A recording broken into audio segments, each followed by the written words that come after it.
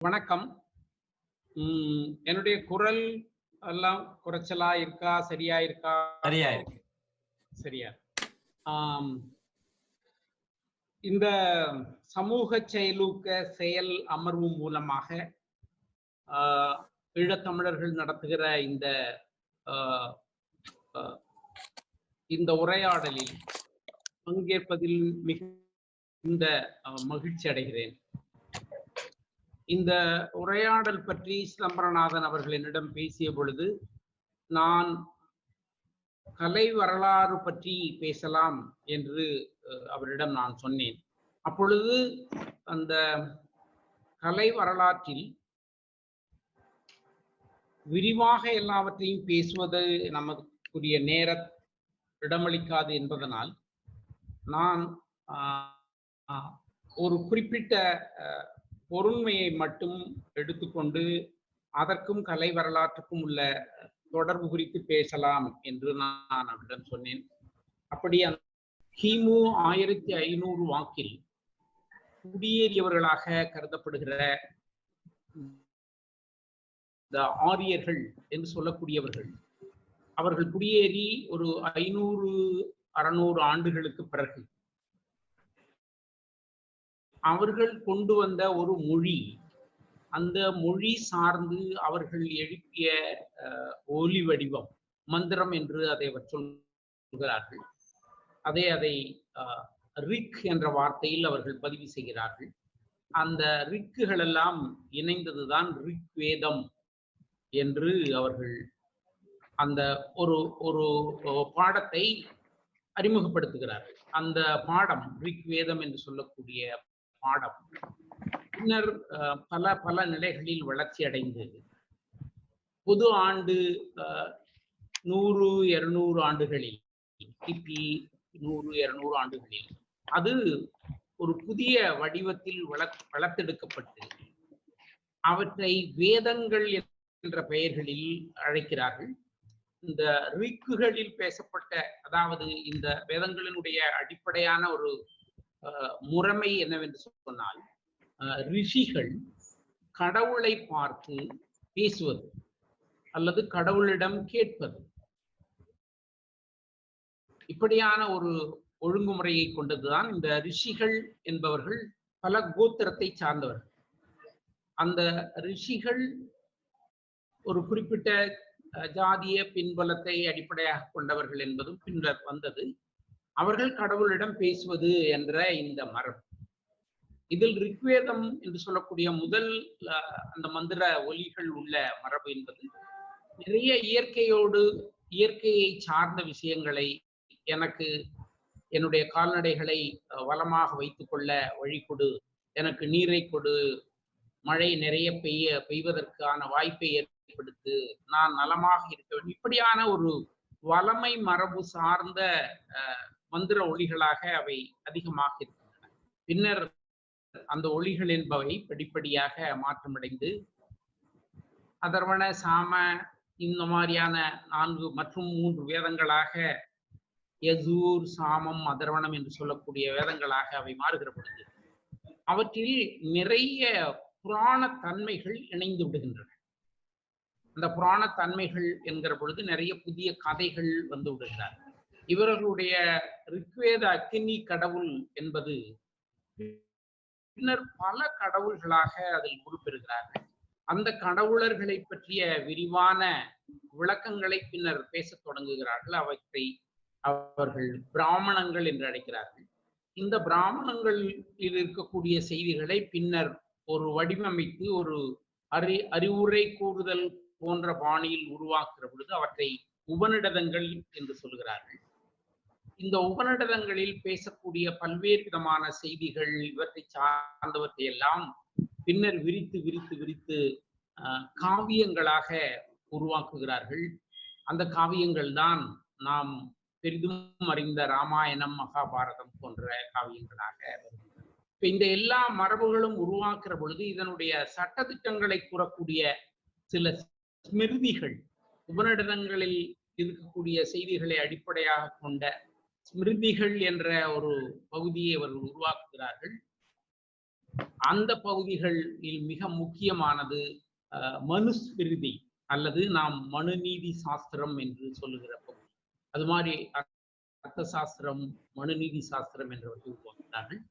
இந்த மனு நீதி சாஸ்திரம், மகாபாரத கதை, ராமாயணம் இவற்றில் இருக்கக்கூடிய எல்லாவற்றையும் ஒருங்கிணைத்து கிருஷ்ணன் பேசுவதாக பிற்காலத்தில் அவர்கள் உருவாக்குகிற நூல்தான் பகவத்கீதை.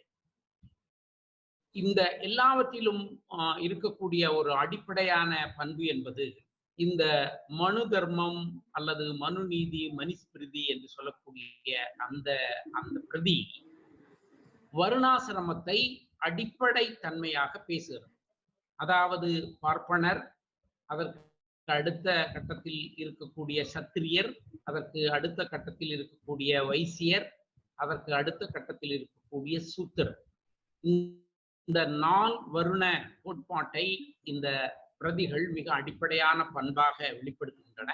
இந்த 4 வருண பண்பாடு சார்ந்த அடிப்படைகள் சார்ந்த விரிவான கதைகளும் பேச்சுக்களும் உரையாடல்களும் இடம்பெறுகிற பிரதிகள் தான் ராமாயணம், மகாபாரதம், பகவத்கீதை போன்ற. இந்த ராமாயணம், மகாபாரதம், பகவத்கீதை போன்ற பிரதிகளை பிற்காலங்களில் புராணங்களாக உருவாக்கினார். சிவனை பற்றிய ஒரு 10 புராணங்கள், பாகவத புராணம் என்ற ஒரு 18 புராணங்கள், இப்படி ஒரு மிகப்பெரிய தொடர்ச்சியை அவர்கள் உருவாக்கி வைத்திருக்கிறார்கள். இது அந்த அந்த மொழியில் உருவான ஒரு பகுதி.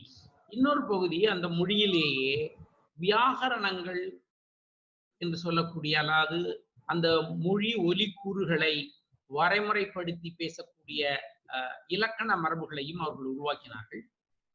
அந்த வியாகரணங்கள் இருந்துதான் பின்னர் பாணினி இந்த சமஸ்கிருத இலக்கியத்தை எழுதுகிறார். அதே போல அவர்கள் இந்த ஒலிகளில் இருக்கக்கூடிய சொற்களை எல்லாம் பதிவு செய்து நிகண்டுகள் என்பவற்றையும் அவர்கள் உருவாக்கினார்கள். இந்த நிகண்டுகள், வியாகரணங்கள் இவற்றையெல்லாம் அடிப்படையாக கொண்டு ஜோதிடங்கள் இவற்றையெல்லாம் அவர்கள் உருவாக்கி அந்த பக்கம் ஒரு துறை சார்ந்த விஷயமும் இதில் நடந்தது. இன்னொரு பக்கம் பிற்காலங்களில் கிபி 5-6ஆம் நூற்றாண்டு தொடக்கம் 8-9ஆம் நூற்றாண்டு வரை ஒரு 400-500 ஆண்டுகளில் மிகச்சிறந்த காவியங்கள் எல்லாம் உருவாகின. காளிதாசன் போன்றவர்களும் அதை சார்ந்து பல்வேறு விதமான விஷயங்களும் அப்படி உருவாயின. அதோடு பல்வேறு விதமான அறிவுத்துறை சார்ந்த நூல்களையும் அவர்கள் உருவாக்கினார்கள். அதில் மிக முக்கியமான ஒரு நூல் நாட்டிய சாஸ்திரம். இந்த பின்புலத்தில் இருக்கக்கூடிய இந்த எல்லாவற்றையும் நாம் அடிப்படையாக கொண்டாலும் நாம் நம் கவனத்தில் எடுத்துக்கொள்ள வேண்டிய மிக முக்கியமான விஷயமாக நாம் இன்றைக்கு நம்முடைய பேச்சில் இந்த வைதீகத்தின் 4 வருணம் அல்லது இந்த வைதீகம் முதன்மைப்படுத்திய அந்த சாதிய பாகுபாடுகளான, அந்த வருண பாகுபாடுகளான அவையும் அது சார்ந்த கலை வரலாறு எப்படி நம்முடைய தமிழ் சமூகத்தில் இடம்பெற தொடங்கியது, அது எப்படி உருவாகி வளர்ந்து வந்தது, அதற்கான ஊடாட்டங்களை நாம் எப்படி இன்றைக்கு புரிந்து கொள்வது என்ற உரையாடலைத்தான் நாம் இப்பொழுது நிகழ்த்தப்பட்டோம். இப்படி நீங்கள் வைதீக மரபு பற்றி உங்களுக்கு ஒரு புரிதல் இப்பொழுது வந்திருக்கலாம். அதே நேரத்தில் நமது மரபு பற்றியும் நமக்கு ஒரு புரிதல் அவசியம் என்று நினைக்கிறேன். நமது மரபு என்று சொல்லுகிற பொழுது இப்பொழுது அதனுடைய வரலாறு நாள்தோறும் புதிய புதிய தொல்லியல் கண்டுபிடிப்புகளால் விரிந்து கொண்டே போகிறது. அது இந்தியாவில் குடியேறிய 4 வகையான மக்கள் கூட்டம், 4 அலைகளாக குடியேறினார்கள் என்பதை அண்மையில் டேவிட் ரீச் என்ற அமெரிக்க அறிஞர் ஒரு மிக முக்கியமான ஆங்கில நூலில் நாம் யார், நாம் எங்கிருந்து இங்கு வந்தோம் என்ற அந்த நூலில் மிக விரிவாக அதை பேசியிருக்கிறார். அந்த நூல் தமிழில் மொழிபெயர்த்து கொண்டிருக்கிறார். அதில் இந்த சிந்து சமவெளி என்ற பகுதியில் வாழ்ந்த மனிதர்கள், அதற்கு பிறகு வந்த மனிதர்கள், அதற்கு பிறகு வந்த மனிதர்கள் என்று 4 அலைகளில் பேசுகிறார்கள். இதில் இறுதி அலையாக வந்தவர்கள் தான் நான் சொன்ன இந்த வைதீக மரபை பரப்பக்கூடிய இந்த பாலி, பிராகிருதம் போன்ற மொழிகளை அடிப்படையாக கொண்டு சம்ஸ்கிருதம் என்ற உருவாக்கப்பட்ட ஒரு மொழியை உருவாக்கிய அந்த பிரிவினர். ஆனால் மாறாக இந்த சிந்து சமவெளிக்காரர்கள் என்று சொல்லக்கூடியவர்கள் 2ஆம் அலைப்பிரிவிலேயே இங்கு வந்து விடுகிறார்கள். அவர்கள் உருவாக்கிய வரலாறு, அந்த நாகரிகம் எப்படி இருந்தது, அது கிமு 1800 முதல் 3500 வரை இருந்ததற்கான தரவுகள், அது பற்றிய அகழ்வாய்வுகள், இதெல்லாம் உலகம் அறிந்த விஷயம். இவைகள் எல்லாம் ஒரு 19ஆம் நூற்றாண்டின் இறுதி காலத்தில் தொடங்கி 1924இல் உலகத்தின் ஒரு மிக பழைய தொல் பழம் நாகரிகங்களில் ஒன்றாக இந்த சிந்து சமவெளி நாகரிகம் என்ற நாகரிகம் உருவாக்கப்பட்டிருக்கிறது. இதை பற்றி நாம் ஏன் பேசுகிறோம் என்று சொன்னால், இது ஒரு மூல திராவிட மொழி குடும்பத்தினுடைய நாகரிகம் என்பதை உலகத்தில் 90% ஏற்றுக்கொண்டு விட்டார்கள். மிக குறைந்த அல்லது இந்த இந்த கருத்து மரபை விரும்பாதவர்கள் மட்டும்தான் இதற்கு எதிராக பேசிக் கொண்டிருக்கிறார்கள். அது இந்த வைதீக ஆரிய மரபை சார்ந்தவர்கள் தான் அதை செய்து கொண்டிருக்கிறார்கள்.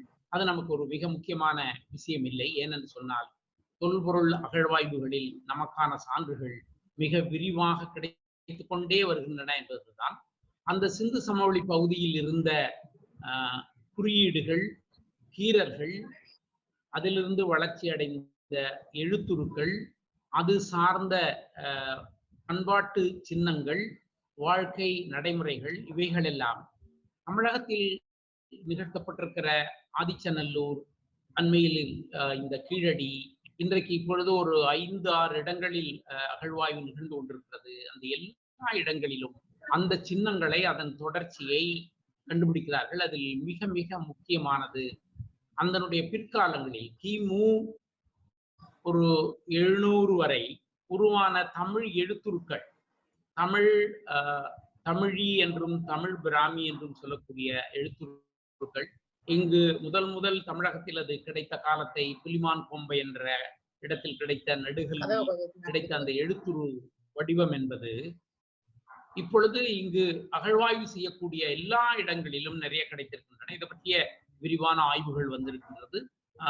பெரியவர் ஐராவத மகாதேவன் அவருடைய அந்த ஏர்லி தமிழ் இன்ஸ்கிரிப்ஷன்ஸ் என்ற அந்த ஒரு மிகப்பெரிய நூல், அதில் ஒரு 96 இடங்களில் இந்த எழுத்துருக்கள் கிடைத்த வரலாற்றை எல்லாம் பேசியிருக்கிறார். அந்த எழுத்துருக்கள் என்பவை கீறல்கள், அதற்கு பிறகு குறியீடுகள், அந்த குறியீடுகளிலிருந்து எழுத்துருதிலிருந்து உருவான தமிழ் பிராமி, தமிழ் பிராமியிலிருந்து உருவான வட்டெழுத்து, வட்டெழுத்தினுடைய வளர்ச்சியாக உருவான தமிழ் எழுத்துரு என்ற ஒரு அந்த தொல் எழுத்தியல் துறை சார்ந்த பெலியோகிராபி என்று சொல்லக்கூடிய அந்த துறை சார்ந்த ஒரு தொல்லியல் துறை சார்ந்த சான்றாதாரங்களும் நமக்கு கிடைத்திருக்கின்றன. இந்த தமிழ் பிராமி எழுத்துருவில் பேசக்கூடிய பல செய்திகள் நம்முடைய செந்நெறி இலக்கியங்கள் என்று சொல்லக்கூடியவற்றில் பெயர்களாகவும் நிகழ்வுகளாகவும் இருப்பதை ஆய்வாளர்கள் உறுதிப்படுத்தியிருக்கிறார்கள். அப்படி உருவான அந்த செந்நெறி இலக்கியங்களை நாம் 8 தொகை 10 பாட்டு என்ற பெயரில் அழைக்கிறோம். அந்த 8 தொகை 10 பாட்டு என்ற தொகையில் தொகுக்கப்பட்ட காலம் என்பது கிபி 7 to 9ஆம் நூற்றாண்டில். எனவே அந்த 8 தொகையில் இடம்பெற்றிருக்கக்கூடிய பரிபாடல், அதை மாதிரி 10 பாட்டில் இடம்பெற்றிருக்கக்கூடிய திருமுருகாற்றுப்படை, அதை போலவே 8 தொகையில் இருக்கக்கூடிய அந்த கலித்தொகை ஆகிய பிரதிகள் மிக பிற்காலத்தவை. அவை அவர்கள் தொகுக்கப்பட்ட காலத்திற்கு சற்று முன்பாக உருவான பிரதிகள். ஆனால் தொகுப்பாளர்கள் அந்த செந்நெறி பிரதிகளோடு அதை இணைத்து வைத்திருக்கிறார்கள். அதில் ஒரு வரலாற்று பூர்வமான ஒரு ஆய்வு சிக்கல் இருக்கிறது. நான் அதை பின்னர் சொல்லுகிறேன். அப்படி அந்த பிரதிகளை தவிர்த்த பாக்கி இருக்கக்கூடிய பிரதிகளில் நம்முடைய தொல் மரபு இருக்கிறது. அந்த தொல் மரபு என்பது ஒரு மிக முக்கியமான இயற்கை வழிபாட்டு மரபுதான். இந்த இயற்கை வழிபாட்டு மரபு என்று சொல்லுகிற பொழுது புறநானூற்றில் இருக்கக்கூடிய ஒரு பாடலை உங்களுக்கு வாசிக்கலாம் என்று நினைக்கிறேன். மண் திணிந்த நிலனும் நிலம் ஏந்திய விசும்பும் விசும்புதை வரு வழியும் வழித்தலை ஈய தீயும் தீ முரணிய நீரும் என்றாங்கு ஐம்பெரும் பூதத்து இயற்கை போல. இது ஒரு மிக அழகாக இயற்கையை சொல்லுகிற அந்த ஒரு பாடல். இது முரஞ்சியூர் முடிநாகராயர் என்ற புறநானூற்று புலவன் பாடியிருக்கிற புறநானூற்றில் இருக்கக்கூடிய 2வது பாடல். அதை போலவே புறநானூற்றில் இருக்கக்கூடிய 30வது பாடல், செஞ்ஞாயிற்று செலவும் அஞ்ஞாயிற்று பறிப்பும் பறிப்பு சூழ்ந்த மண் புலரும் வலி தரு திரையும் வரிது நிலைய காயமும் என்றிவை சென்றளந்து அறிந்தோர் போல. இது முழுக்க ஒரு இயற்கை சார்ந்த விஷயத்தை பற்றியான ஒரு விரிவான பதிவை நம்முடைய அந்த செவிலிக்கிய மரபுகளில் செய்கிறார்கள். இது ஒரு பக்கம். பின்னர் இந்த செவிலிக்கிய மரபுகளிலே நாம் பார்க்கக்கூடிய ஒரு கலை வரலாற்று மரபு அப்படிங்கிறத நாம மிக முக்கியமாக புரிந்து கொள்ள வேண்டும். இது பற்றிய நம்முடைய பேராசிரியர் சிவத்தம்பி அவருடைய அந்த கலாநிதி பட்ட ஆய்வில் அது பற்றிய விஷயங்களை நிறைய அவர் செய்திருக்கிறார். கடந்த 2 நாட்களாக அவர் அந்த புத்தகத்தை நான் வாசித்துக் கொண்டிருந்த பொழுது இப்பொழுது வளர்ந்திருக்கிற பல்வேறு விதமான கருத்து நிலைகளோடு பேராசிரியர் செய்திருக்கிற ஒரு 30 ஆண்டுகளுக்கு முன்பு 40 ஆண்டுகளுக்கு முன்பு செய்திருக்கிற அந்த கருத்து நிலைகளில் நிறைய முரண்கள் வந்திருப்பதை நான் அறிந்தேன். இதுதான் இந்த சொற்பொழிவு ஒரு முக்கியமான விஷயம். அந்த அந்த மரபில் நமக்கு ஒரு மிகப்பெரிய கலை மரபு இருக்கிறது. அதாவது 8 தொகை 10 பாட்டில் நான் சொன்ன நூல்களை தவிர்க்கும் தொல்காப்பியம் என்று நம்முடைய செந்நெறி இலக்கணத்திலும், அதே போல திருக்குறள், பரிபாடல், திருமுருகாற்றுப்படை என்ற இந்த நூல்களிலும், பின்னர் சிலப்பதிகாரம், இதை ஒரு ஒட்டுமொத்த ஒரு தரவாக கொண்டு பேராசிரியர் செய்திருக்கிற ஆய்வை நீங்கள் பார்க்கலாம். இதுல இந்த தொடக்கத்தில் இருக்கக்கூடிய 8 தொகை 10 பாட்டில் இருக்கக்கூடிய கலை வரலாற்று மரபுங்கிறது ஒரு மிக வளமான மரபு. அது பான்மகள், பாணன், பாணர், விரலியர், விரலி, பாடினி, கூத்தர், ஆடுமகள், அது போல பல்வேறு விதமான அந்த கலைஞர் கூட்டத்தை பற்றியான பதிவுகள் இருக்கின்றன. அது மாதிரி சீரியாழ், தொண்டகச் சிறுவரை, பறை, ஆடுவரை என்று இந்த இசைக்கருவிகள் பற்றிய நிறைய விஷயங்கள் இருக்கின்றன. இதில் பங்கு கொண்டவர்கள் கொடிச்சியர், கோடியர், கிணைமகள் என்று பலர் இருக்கிறார்கள். பல்வேறு இசைக்கருவிகள் பற்றி வருகிறது. சீர்பாணி, தடாரி, தன்னுமை என்று.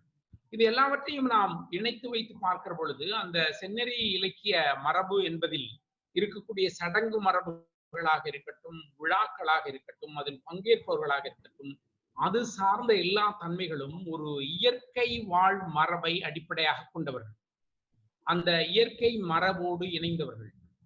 இவர்களுக்கும் நான் வைதீக மரபில் சொன்ன அவ்வகையான புராணிய கதை மரபுகளுக்கும் தொடர்பில்லை.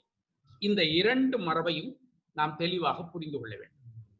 ஆக இந்த வைதீக மரபில் இருக்கக்கூடிய அந்த புராணிய வர்ணாசிரம மரபுகள் சார்ந்தவையும், இப்படி ஒரு செம்மொழி இலக்கிய மரபில் இருக்கக்கூடிய இந்த முற்றுமுழுதான இயற்கை மரபை சார்ந்தவை என்பவையும், இவற்றில் இருக்கக்கூடிய பல அம்சங்கள், பண்பாட்டு அம்சங்கள் எல்லாவற்றையும் நாம் பேசலாம். ஆனால் நாம் இன்றைக்கு நேரம் கருதி கலை விஷயங்களை மற்றும் தமிழக நிலம் என்ற ஒரு நிலப்பகுதியில், அல்லது முற்காலத்து தமிழக நிலப்பகுதியில், அல்லது தமிழ் மொழி உருவாகி வளர்ந்து வந்த காலப்பகுதியில் இருக்கக்கூடிய அந்த கலைகள் என்பவை இந்த வைதீகத்தின் உள்வாங்குதலால் இது சார்ந்த மரபுகளின் ஊடாக என்ன விதமான ஊடாட்டங்களை அது உள்வாங்கி கொண்டிருக்கிறது.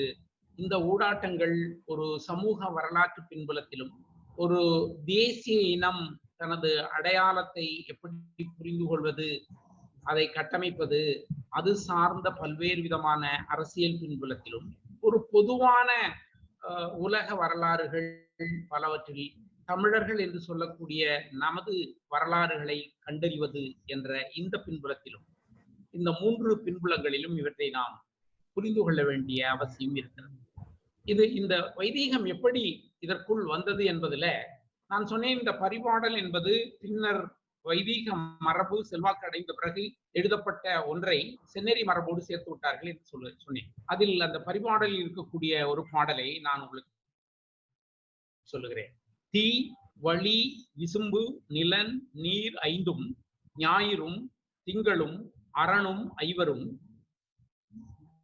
திதியின் சிறாரும், விதியின் மக்களும், மாசில் என்மரும், 11 கபிலரும், தாமா 20 தருமனும் மடங்களும், மூவேழ் உலகமும், உலகினுள் மன்பதும், மாயோய் நின் வாயிலின் பரந்தவை உரைத்தோ.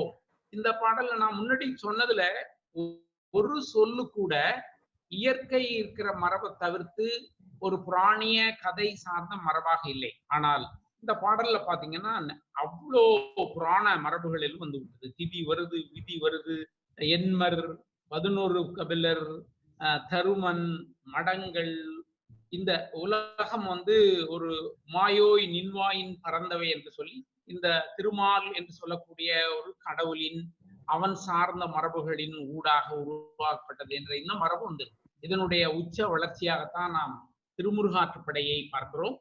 அது 10 பாட்டில் ஒரு நூலாக இணைக்கப்பட்டிருக்கிறது. இந்த திருமுருகாற்றுப்படை என்பது பிற்காலங்களில் அறுவடை வீடு என்று சொல்லக்கூடிய முருகனுடைய அவற்றை பற்றியான விரிவான பதிவாக அமைந்த நூல் அது திருமுறை என்று சொல்லக்கூடிய சைவ திருமுறை நூல்களில் ஒன்றாகவும் இந்த திருமுறை இணைக்கப்பட்டிருக்கிறது. இப்படி திருமுருகாற்றுப்படை என்ற இந்த வைதீக நூலும் நம்முடைய இந்த மரபுக்குள் வந்துவிட்டது. இப்பொழுது என்னுடைய சிக்கல் என்னவென்று சொன்னால், இப்படி வந்த இந்த மரபு என்னென்ன கலை வடிவங்களுக்குள்ளே தன்னுடைய மரபை கட்டமைத்தது, உருவாக்கி கொண்டது என்பதை பற்றியான ஒரு அந்த நோக்கத்தில் மட்டும் நாம் உரையாடலை நாம் சுருக்கிக் கொள்வோம். அப்படி என்று சொன்னால், இந்த இயற்கை மரபு, புராணிய மரபு என்று இந்த 2 மரபுகளுக்குள், புராணிய மரபுகளுக்குள் சுருக்கி ஸ்மிருதிகளில் கட்டப்பட்ட வர்ணாசிரம மரபு சார்ந்த விஷயங்கள் நமது மரபுக்குள் படிப்படியாக செல்வாக்கு செலுத்த தொடங்குகின்றன. இதை நீங்க எப்படி பார்க்கலாம்னா, தொல்காப்பியருடைய மெய்ப்பாட்டியல் அது சார்ந்த விஷயங்களை நீங்க படிச்சீங்கன்னா, அதுல ஒரு 32 வகையான இடங்களில் உருவாகக்கூடிய 9 வகையான மனித மெய்ப்பாடுகள் பற்றியும், அது எப்படியான உணர்வுகளை வெளிப்படுத்தக்கூடியது என்பது பற்றியும் அவர் மிக அழகாக பேசுகிறார். நீங்கள் இந்த இடத்தில் ஒரு செய்தியை தெரிந்து கொள்ள வேண்டும். இந்த செந்நெறி இலக்கியங்களுக்குள்ளும் தொல்காப்பியத்துக்குள்ளும் பின்னாடி வந்த நம்முடைய இலக்கியங்களுக்குள்ளும் ஆங்காங்கே இந்த வைதீக மரபுகளுடைய தாக்கம் உண்டு. இந்த வைதீக மரபுகளை அவர்கள் சொல்லியிருப்பார்கள். அதனால் அது வைதீக மரபுக்கு சொந்தம் என்று சொல்ல முடியாது. இன்றைக்கு இந்த கருத்துக்கள் நம்முடைய செந்நெறி மரபுகளில் இடம்பெற்றிருப்பதா? திருக்குறள் போன்றவற்றில் அதாவது மனுஸ்மிருதியில் சொல்லக்கூடிய நிறைய விஷயங்கள் திருக்குறள் இருப்பதாகவும், திருக்குறள் என்பதே மனுஸ்மிருதியை பார்த்து எழுதப்பட்ட ஒரு பிரதியான் என்றும் அண்மையில் நாகசாமிகள் என்று சொல்லக்கூடிய சில பேர் மிக விரிவான ஆராய்ச்சிகளை எல்லாம் தமிழ்நாட்டில் செய்து கொண்டு வருகிறார்கள். அது இந்திய அரசியலினுடைய வேறொரு பரிமாணம். அது பற்றி நாம் பின்னர் பேசலாம். இப்படி உருவாகக்கூடிய இந்த தொல்காப்பிய இயல்பான மனித உணர்ச்சி பற்றிய இந்த மரபு என்பது இந்த காலத்திற்கு பின்போ அல்லது சமகாலத்திலோ வேறு வடிகாலத்திலோ உருவாக்கப்பட்ட நாட்டிய சாஸ்திரம் என்று சொல்லக்கூடிய இந்த வைதீக மரபு சார்ந்த அந்த பிரதிக்குள் எப்படி சொல்லப்பட்டிருக்கிறது, எப்படி அந்த விஷயங்கள் பேசப்பட்டிருக்கின்றன என்பதை நாம் பார்க்க வேண்டிய அவசியம் இருக்கிறது. அது ஒரு பக்கம். இன்னொரு பக்கம், நம்முடைய செந்நெறி இலக்கிய மரபு இப்படி இந்த பிரதிகளுக்கு ஊடாக இருந்து மிக வளர்ச்சி அடைந்த மரபாக உருவாகி அது சிலப்பதிகாரத்திலும் மிகப்பெரிய தாக்கத்தை உண்டாக்கிவிட்டது. தமிழில் முதல் வைதீக மரபுகளை மிக விரிவாக நியாயப்படுத்தி பதிவு செய்த பிரதி என்பது சிலப்பதிகாரம் தான். சிலப்பதிகாரத்தில் தான் இந்த சிவபெருமான், அது மாதிரி திருமால், இவர்கள் எல்லாம் பின் வரக்கூடிய வைதீக கடவுளாக பேசப்படுகிறார்கள். அவர்களுக்கெல்லாம் கோயில் இருப்பதாக அதில் தான் நாம் காண்கிறோம். அதற்கு முன் இருக்கக்கூடிய எந்த பிரதிகளும் அப்படியான பதிவுகளே இல்லை. தொல்காப்பியத்தில் இல்லை, செந்நெறி இலக்கியங்கள் இல்லை, எதுவும் இல்லை. சிலப்பதிகாரம் தான் முதல் செய்கிறது. இந்த சிலப்பதிகாரத்தை மிக அண்மையில் ஒரு கடந்த 10-12 ஆண்டுகளாக மிக விரிவான ஆய்வுக்கு உட்படுத்திய நமது வணக்கத்திற்குரிய பத்தண்ணா இளைய பத்மநாபன் அவர்கள் உருவாக்கி இருக்கிற இந்த அரங்கத்திரம் சிலப்பதிகாரம் அரங்கின் புரிதலும் புரியாமையும் என்ற இந்த நூல் ஒரு மிக முக்கியமான நூல். இந்த நூல்களெல்லாம் உங்களுக்கு சிலருக்கு கிடைத்திருக்கலாம். நிறைய அச்சிடப்பட்டு இங்கு இருக்கிறது. அதை எப்படி உங்களுக்கெல்லாம் அனுப்பி வைப்பது என்று தெரியவில்லை. இந்த நூலை நீங்கள் எல்லோரும் அவசியம் வாசிக்க வேண்டும். இதில் அவர் உருவாக்கி தருகிற அந்த ஆய்வு மரபை பார்த்தீங்கன்னா, கூத்து மரபு, இருவகை கூத்து, பலவகை கூத்து, 11 ஆடல், விளக்கு, வரி சாந்தி கூத்து, வேத்தியல், பொதுவியல் என்று கூத்து மரபை பற்றி ஆராய்ச்சி செய்கிறார். அதற்கு பிறகு கூத்த கை என்று சொல்லி கை உறுப்புகளும் வகைப்பாடுகளையும் செய்கிறார். எழிற்கை, தொழிற்கை, பிண்டியும் பிணையலும், பிண்டியும் ஆடலும், கூடையும் வாரமும், இப்படி என்று அந்த கை, அதாவது நாம அத முத்திரைகள் என்று சொல்லுகிறோமே, அந்த முத்ராஸ் அவற்றை பற்றி அவர் சொல்கிறார். முன் இருந்தவை அடிப்படையில் அடவுகள் என்றால் இவை முத்திரைகள். பிறகு ஆடுகளம், அது எங்கே நடத்தப்படுகிறது, அந்த இடம் எப்படி, அதற்கான மேடை அமைப்பு எப்படி என்பதை பற்றி பேசுகிறார். அதற்கு பிறகு இந்த எழினிகள், திரைகள், மூவகை எழினி, அது சார்ந்த மரபு பற்றி பேசுகிறார். அதுக்கு பிறகு இந்த அரங்கேற்றம், அங்கே தலைக்கோல், அங்கு யார் ஆசான்மார்கள், யார் கூத்தியர், ஆடலும் பாடலும் அங்கே எப்படி நடக்கிறது என்பது பற்றிய ஒரு விரிவான பதிவை பத்தனா செய்திருக்கிறார். அந்த ஆசான்மார்கள் பற்றி சொல்லுகிற பொழுது ஒரு ஆடலோன், இசையோன், நூலோன், தன்னுமையோன், குழலோன், யாழோன் என்றும், அது மாதிரி கூத்தியர்ல சாந்தி கூத்தியர், நால்வகை கூத்தியர், இப்படி பல கூத்தியர்கள் பற்றியும் பேசுகிறார். இந்த தலைக்கோல் பற்றி வருகிற பொழுதுதான் ஒரு பெரிய சிக்கல் வருகிறது. அதில் ஒரு புராண கதை வருகிறது. அந்த புராண கதை சார்ந்த விஷயங்கள் அதுக்குள் வருகின்றன. அந்த தலைக்கோல் எப்படி உருவானது, எப்படி கொடுக்கிறார்கள் என்பது பற்றி எல்லாம் அவர் பேசுகிறார். ஏறக்குறைய சிலப்பதிகாரத்தில் வைதீக புராணிய மரபில் சொல்லக்கூடிய பல விஷயங்கள் இடம்பெற தொடங்கிவிட்டன. அது சார்ந்த விஷயங்களும் உருவாகிவிட்டது. ஆக நம்முடைய செந்நெறி இலக்கிய மரபுகள் என்பது நம்முடைய செந்நெறி இலக்கிய மரபுகள் சார்ந்த பிரதிகளுக்குள்ளேயே இடம்பெற்று உருவாகக்கூடிய இந்த மரபு சார்ந்து இது அடுத்த கட்ட வளர்ச்சிக்கு எப்படி உருவாகி வருகிறது என்பது பற்றிய ஒரு கட்டத்தை நாம் அடுத்த கட்டத்துக்கு போவோம். இப்பொழுது நான் சொன்னது என்னவென்று சொன்னால், நமக்கு இருக்கக்கூடிய ஒரு தொல்பழம் வரலாற்றில், அது தொல்லியல் மரபு சார்ந்து உறுதிப்படுத்தப்பட்ட வரலாற்றில், செந்நெறி இலக்கிய பிரதிகள் கொண்ட வரலாற்றில், செந்நெறி இலக்கணம் உடைய ஒரு வரலாற்றில், அந்த காலத்திலும் சமகாலத்திலும் உருவான வைதீக மரபு சார்ந்த பிரதிகளில் பேசக்கூடிய விஷயம் நமக்குள் எப்படி உள்வாங்கப்பட்டு வந்தது என்று. இப்படி சிலப்பதிகாரம் அது உள்வாங்கினாலும் அது முழுக்க வைதீக மரபல்ல. அது என்னுடைய விஷயம், வைதீக மரபு சிலப்பதிகாரத்தில் செல்வாக்குள்ளாக்கப்பட்டிருக்கிறது. ஆனால் அதில் பேசப்படுகிற கூத்தும், அதில் பேசப்படுகிற பல்வேறு அரங்க மரபுகளும், அது சார்ந்த இசை கருவிகள் சார்ந்த மரபுகளும் நம்முடைய செந்நெறி சங்க இலக்கிய பகுதிகளில் இருந்து, நான் முன்னர் சொன்ன அந்த பாணர் மரபிலிருந்து, அவர்கள் உருவாக்கிய கருவிகளிலிருந்து, இசையிலிருந்து உருவாக்கி வளர்ச்சி அடைந்த ஒரு மரபுதான். அதுதான் சிலப்பதிகாரத்தில் இருக்கிறது. ஆனால் இடையில் இது உள்ளுக்கு கூர்ந்து இப்படி ஒரு வகையான தன்மையோடு அது உருப்பெற்றிருப்பதை நீங்கள் இந்த பத்தனாவுடைய இந்த நூலை நீங்கள் வாசிக்கிற பொழுது இந்த கண்ணோட்டத்தில் இல்லை, ஒரு அரங்க கண்ணோட்டத்தில் அவர் அதை உருவாக்கி இருப்பதை நீங்கள் பார்க்கலாம். அதற்குள் இருக்கக்கூடிய வைதீக மரபுகள் பற்றியும் அது சார்ந்த விஷயங்கள் பற்றியும் அவருடைய நூலின் நோக்கம் இல்லை. அதனால் அவர் அதை விவாதிக்கவில்லை. ஆனால் நான் இன்றைக்கு வாசிக்கிற பொழுது அதுக்குள் இருக்கக்கூடிய புராண கதைகள், அது சார்ந்த விஷயங்கள், இவற்றையெல்லாம் வைத்து பார்க்கிற பொழுது எப்படி ஒரு வைதீக மரபு நம்முடைய மரபுக்குள் வந்திருக்கிறது என்பதை நான் புரிந்து கொண்டேன். இது ஒரு முதல் கட்டம். இப்ப இந்த முதல் கட்டத்தில் உருவான இந்த மரபு, இந்த கலை மரபு நமக்கு அடுத்த கட்டத்தில் எப்படி போகிறது என்பதில் நாம் நிறைய விஷயங்களை எடுத்துக்கொண்டாமல் 2 விஷயங்களை மற்றும் கலை வரலாற்றை எடுத்துக்கொள்வோம். ஒண்ணு இந்த ஆடல் மரபு, இன்னொன்று பாடல் மரபு. இந்த ஆடல் மரபு என்பது நாட்டியம், அரங்கம், அதாவது ஆங்கிலத்தில் டான்ஸ் அண்ட் தியேட்டர் என்று சொல்லுகிறோமே, அதோடு அது நேரடியான தொடர்புடைய மரபு. இந்த மரபு எப்படி எல்லாம் நமக்கு உள்வாங்கப்படுகிறது, அது எப்படி மேலெடுத்து செல்லப்படுகிறது, எப்படி வந்தது என்று நாம் பார்த்தோம் என்று சொன்னால், பின்னர் சிலப்பதிகாரம் ஒரு கிபி அதனுடைய காலம் பற்றிய நிறைய முரண்பட்ட கருத்துக்கள் இருக்கின்றன. ஆனால் அதில் பேசப்பட்டிருக்கிற செய்திகள் இவற்றை எல்லாவற்றையும் அடிப்படையாக கொண்டு பல பெரியவர்களும் உருவாக்கிய கருத்து மரபு சார்ந்து கிபி 5ஆம் நூற்றாண்டுக்கு முன்பு, திருக்குறள் கிபி 5ஆம் நூற்றாண்டுக்கு முன்பு இந்த பரிபாடல், திருமுருகாற்றுப்படை இதெல்லாம் சிலப்பதிகாரத்தினுடைய சமகாலம். அதற்கு பின்பு நமக்கு உருவாகிற இந்த பாசுர மரபு, பக்தி பணுவல்கள் சார்ந்த மரபு என்பது நமக்கு ஒரு மிக முக்கியமான மரபாக நமக்கு உருவாகி வருவதை நாம் பார்க்கிறோம். இந்த பாசுர மரபில் எப்படி நமது இந்த இசை மரபு எப்படி உள்வாங்கப்பட்டது, இந்த இசை மரபை அடுத்தடுத்ததாக எப்படி நாம் எடுத்து செல்ல வேண்டிய கட்டாயம் வந்தது என்பதும், அது மாதிரி இந்த நடன மரபை நாம் அடுத்த கட்டத்திற்கு எப்படி எடுத்து செல்ல வேண்டி வந்தது என்பதும் தான் மிக முக்கியமாக இருக்கிறது.